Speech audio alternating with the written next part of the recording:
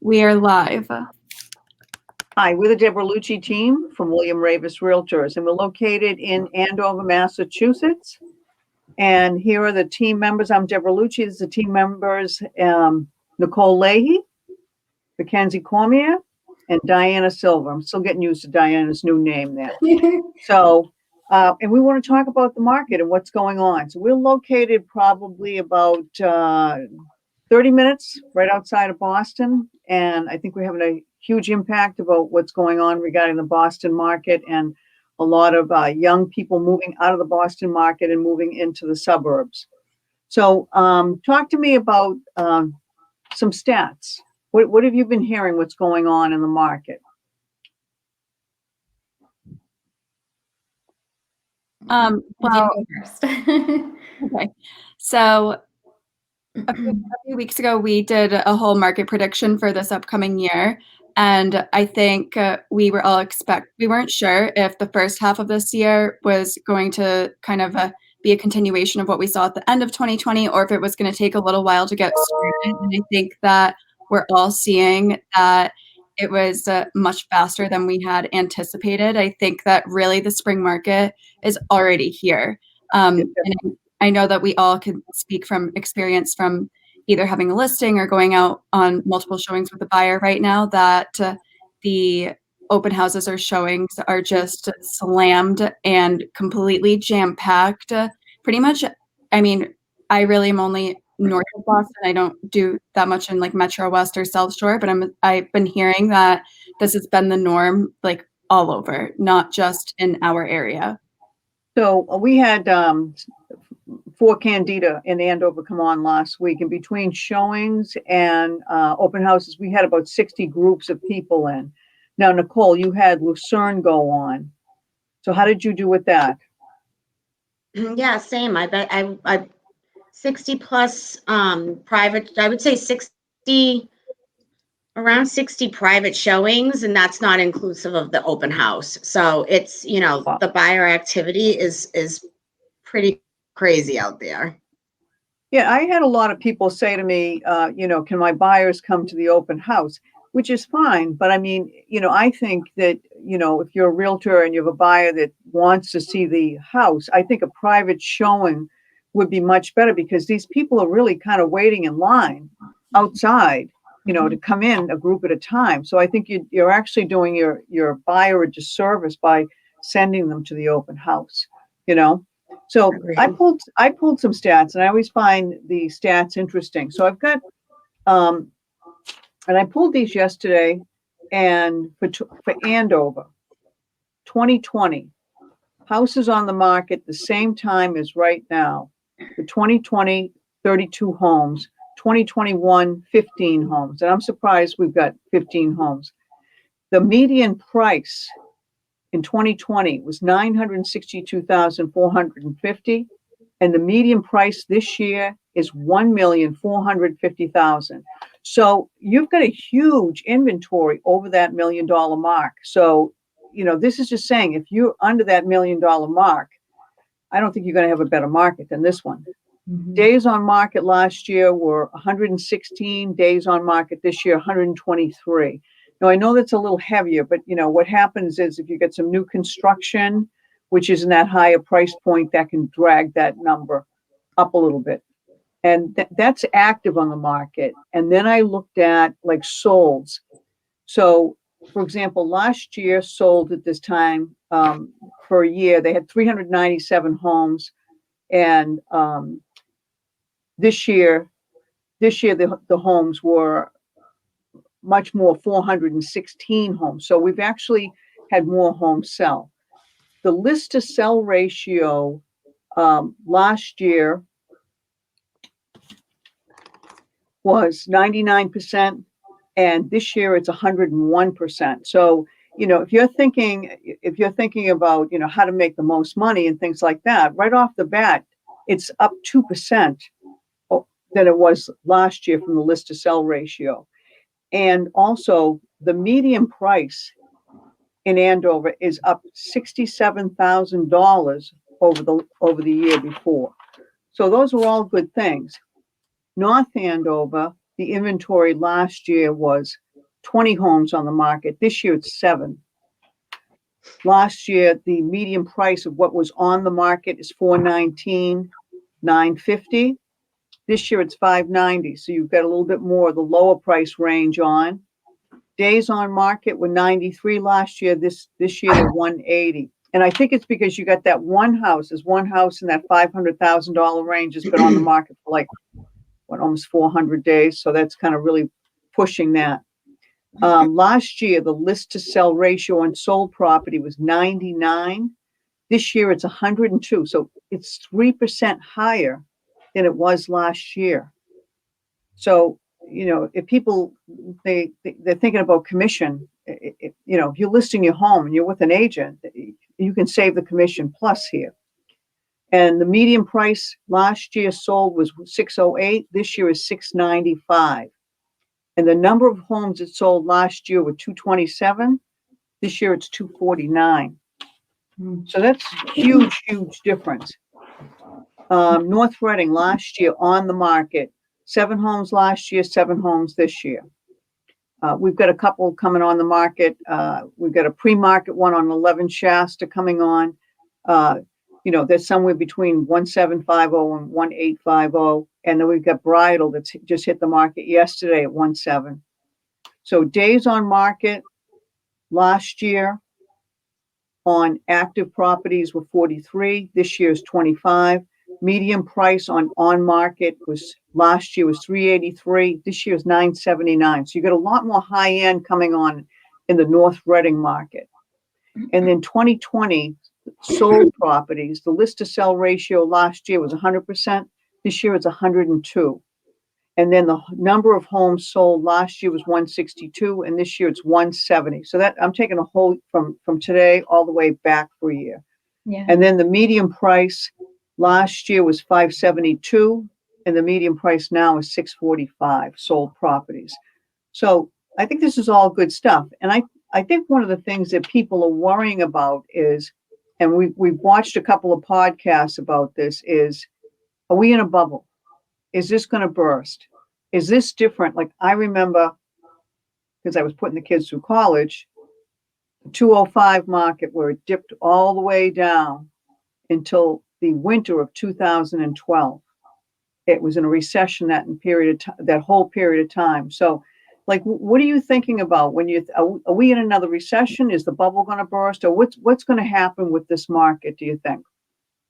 What I read, they said the experts are saying that the market is unlikely to crash within the next 2 years, which is crazy. They said that the prices they're predicting will increase by 8% in 2021. And then from there, they'll slightly lower the rate to like 5.5% in 2022. Now, one of the things I'm hoping that I that they remember. Go ahead, Nicole. I'm hoping that they don't I don't think that they'll crash. I'm hoping at some point, maybe they'll start leveling off. Yeah. I think if the rates I don't think it's go gonna up, crash. they will. Right. I don't either. And, it makes perfect sense because, in 205, what happened is you could use your house like an ATM machine. ATM? Yeah, that's what you could do. So if you were sending your kids to college, you would take a home equity loan and use that, or you could borrow against that to help put your kids through college. So then what happened is the market turned and the market went down, and a lot of people had leveraged their homes and used them like an ATM machine. So what happened is, in that period of time, 1 out of 4 people owed more on their homes than they could sell them for. And I think that that's the key when you're talking about this forbearance and the market changing. I think it's a different type of thing.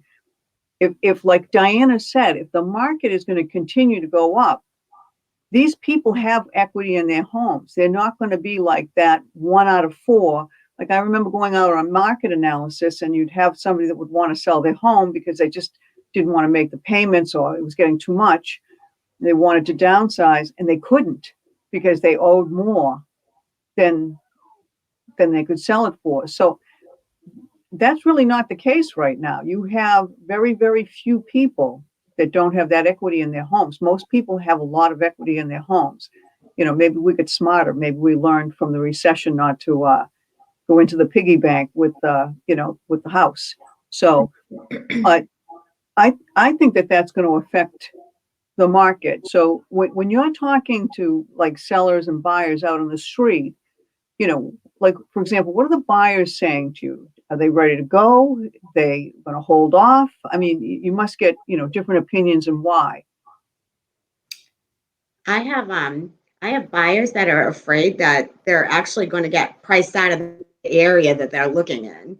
So, what they could have, what, they saw in the market 6 months or even a year ago, those, the comps don't even matter anymore right now. Mm-hmm. So they're actually nervous that, this area which is, why they sold and where they want to go.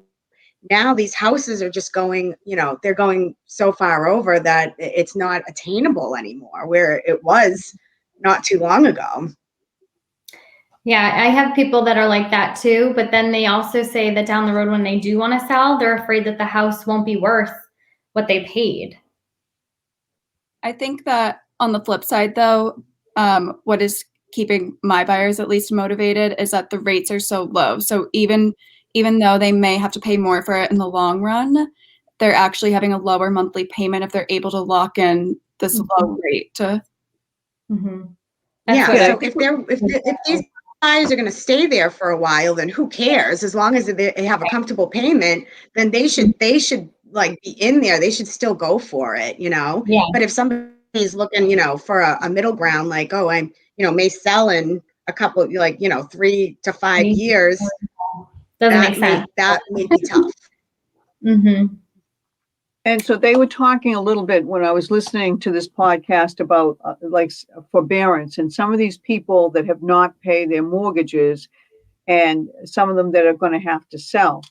And so what that might do to the market, it might bring on a lot of inventory that, we don't have now. So that may actually help the market out a little bit. And it's, it is sad that these people have to sell their homes. But one of the best things is it's unlike when it was the recession, they can actually, because the value of their home has gone up because of the market, they can actually still sell and walk away with some money.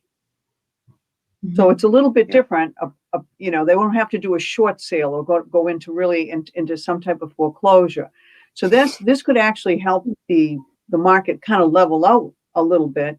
But that's why, like right now, I'm really saying to sellers, I don't know. I mean, this is like the perfect storm for a seller right now. It really, really is, especially, if you're sitting there and you're thinking about downsizing, the perfect scenario is, the kids are out of school, and they're not around anymore as far as living in the house. And it's just you or the two of you.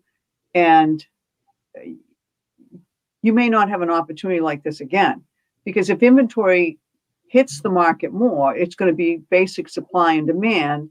And then if you have that rate that goes up, and they are crawling up a little bit, we were talking about that yesterday on our team office meeting there, how the mortgage brokers were on saying the rates are going up a little bit now, even now. So if the rates go up and you've got a little bit more inventory coming on, it's going to balance. I think it's going to balance it out a little bit more. So I think it's a prime time to come on now.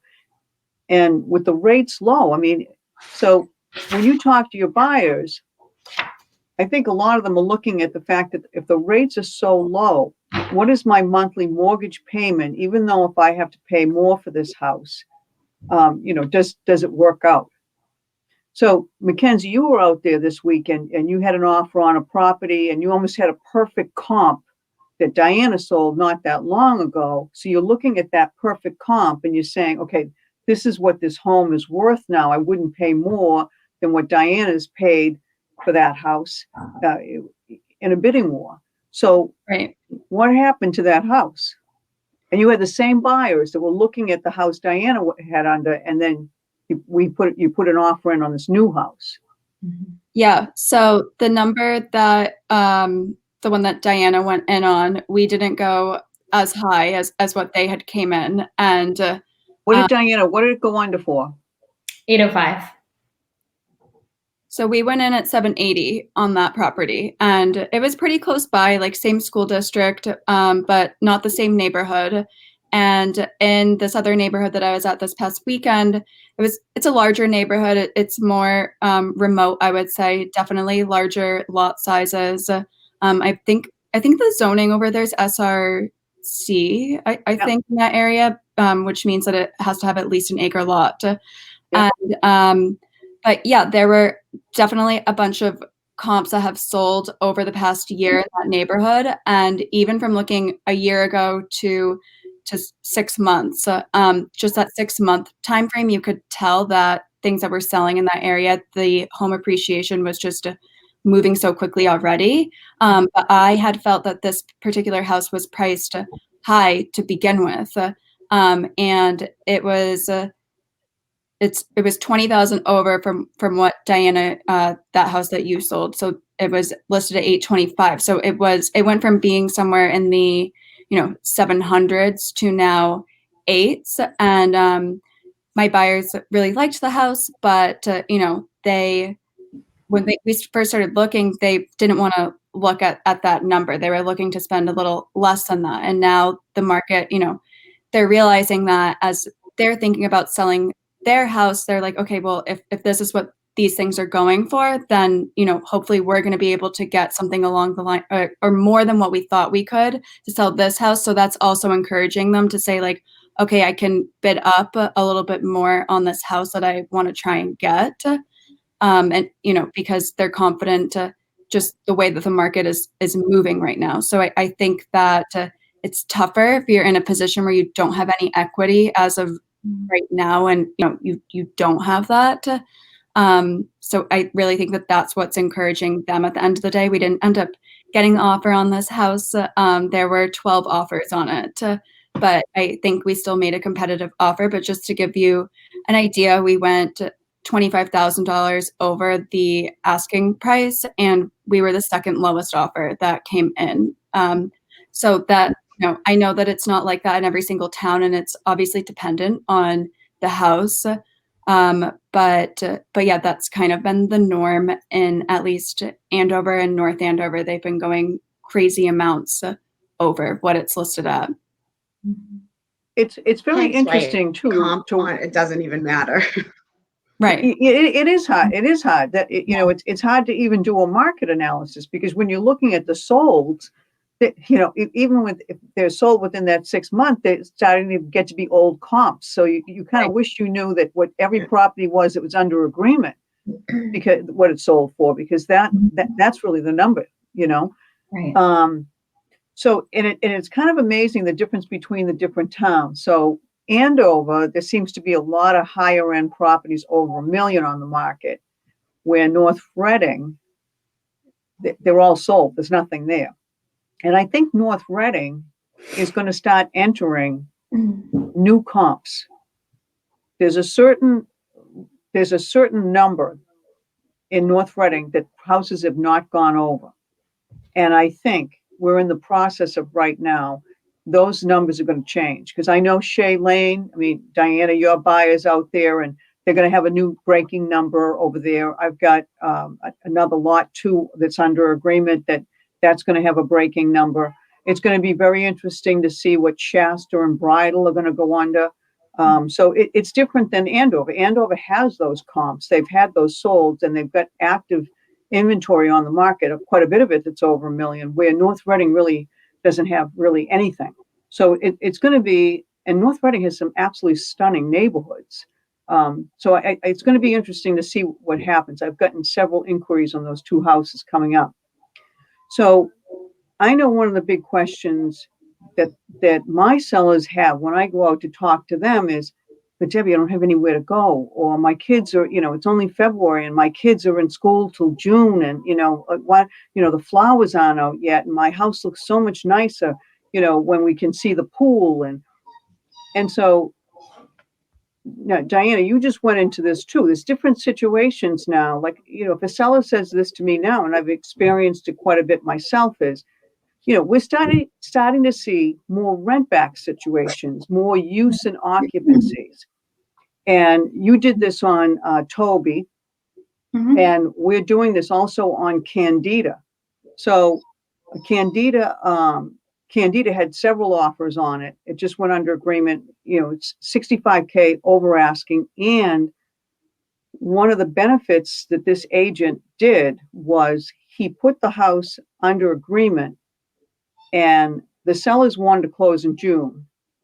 They're relocating, and so what happens is the buyer's agent said to me, if the sellers want, we'll close in April and we'll let them rent back until they want to really move out of the house.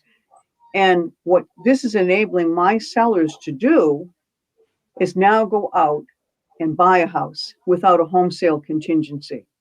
So it's moving the market forward. So now, I've been doing this 23 years. I've never seen a lot of rent backs, and I think we're going to start to see them. So Diana, you had a rent back situation. What are some of the pros, cons, things like that? And we also talked to one of our favorite attorneys, Jack O'Donoghue, and he said that if a bank is involved, you can do a use and occupancy for 60 days.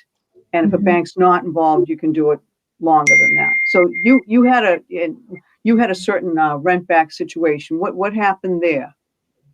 So we only did it for like 2 or 3 days, and we did the walkthrough, the final walkthrough, closed on that day. But then we did on the actual day of closing, and they got the keys.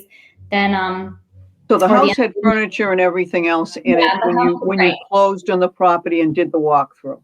Yeah. So. Yep. It wasn't ideal to do that walkthrough that day because they still had the pictures hanging up. And when we did the final walkthrough, say on a Wednesday, when it was all said and done, they closed on a Monday. Then we did a second walkthrough. The holes might not have been patched as well as they could have been. So it's pretty tough. I would say to probably do some holdbacks if you're thinking, if things are still on the wall when you do that walkthrough. Yeah, and then you don't know you don't know what the condition of the property is going to be left in. Yeah. So in that we'd have to have both parties agree, the buyer, seller, and also have maybe the attorneys draw something up, some language that might be acceptable to both. But this is new stuff that we haven't gone into a lot, and certain areas in the United States it's pretty prevalent, but ours is just really starting. So there's so many different options. And one of the things that, Ravis offers, which is great because they know that this is a problem where the sellers they can't buy that next house, or they don't know where they're going. So there's different options. You can extend the closing, which we were going to originally do on Candida out to June, and then we get offered that use and occupancy. You can put down, subject to seller finding suitable housing. If what Ravis offers is if that seller has to sell the house before they go buy another one, Ravis will offer you, if you qualify, a bridge loan, or they'll actually buy the house for you. So you have different options when you're talking about these different things. But I think one of the things that I'm seeing that comes across to me very clear is I don't know what's going to happen with this inventory down the road. And the inventory is so tight now. Like how many houses do you see come on during the week now? Like I'm checking the hot sheet all the time. There's more and more houses coming on, but they're going under. They're going under very quick. Yeah, it's crazy. I don't think I've ever seen it this fast. It's just you check it one day and then you're like, oh, that's contingent. Oh, that's under agreement. There's nothing left. Right. Even when I started back in 1998, and I think that they were saying that the inventory has not been this tight. They were talking about in this podcast since before I sold real estate. I remember when I first started, like Andover had 35 houses on the market. And what would happen is when a listing was coming on the market, you'd watch your phone that was on the desk and it would beep and it would tell you, somebody put a voicemail out that there's a new house hitting the market or when it went under agreement. So you're constantly checking that phone. So, but it's a total different market right now with this inventory so tight. Mhm. And I don't know, from what I'm listening to, I don't think we're going to have a bubble. I think we're going to be fine. But it would be nice if it would kind of just Mhm. level off and ease off. So kind of, these poor buyers, I Mhm. think it's very I know. competitive out there. They've got great rates, but it's really, really competitive. Mhm. But there are some things that you can do to make the buyer's offer look better. So what have you seen?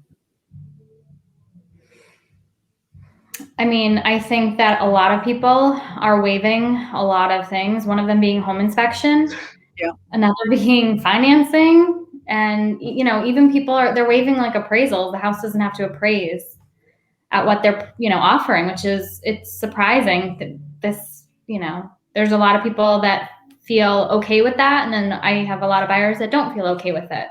Yeah, and they got to do what they feel all right with. They just do. I mean, these people want waiving financing and they're going to the bank and they're getting like 80, 90% financing, some of them. Mhm. The appraisals, I think from like almost because I have a tendency to list a lot of property opposed to the buy side. If we're having a hard time pricing homes because they're going crazy, how is it going to appraise? Mhm. Right. Yeah. So that's what the sellers are looking for. They're looking for that appraisal language crossed out. And Mhm. I think it's very, very interesting. But one of the things that I think these rent back situations, use and occupancy, if they're done properly, could be the answer to these sellers getting their homes on the market, then going out and buy. Then they have no contingencies, and it's sort of like a win-win if we can do it right. And maybe if we're allowed to hold back a little bit of money there, so the house is in show shape when the seller moves out. You know, Mhm. I think that could be the answer. But everybody's different. Could be a bridge loan. Braves could Mhm. buy the house out, or it could be subject to the seller finding suitable housing, or a later closing date. And if you price the home well and have it marketed like we market, you could bring enough buyers in where you could get somebody flexible and that would work with you. So that's what we're kind of seeing on the market right now. Does anybody else have anything to add? I mean, we've listened to several podcasts and listen to different people about the market. I know there's some realtors that are telling their buyers not to buy in this market. I just think I think only the strong buyers will survive right now. I think, Yeah. if you're not positive or resilient, you're going to have your heart broken a couple times in this market before you get the right one. And maybe buyers will stop looking, they'll pause because they can't, it's so stressful for them, they need a break from it.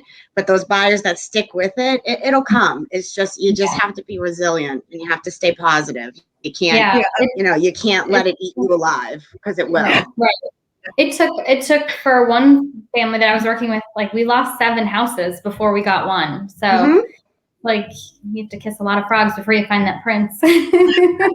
Yeah, it took my buyers 6 offers to finally get an acceptance. Then when they had the home inspection, the house was riddled with mold. So they pulled out of it. I go, here we go, another 6 to go. Get ready. Yeah. But guess what? They're in a gorgeous house that they love, and you always end up in the right house. It works out for a reason.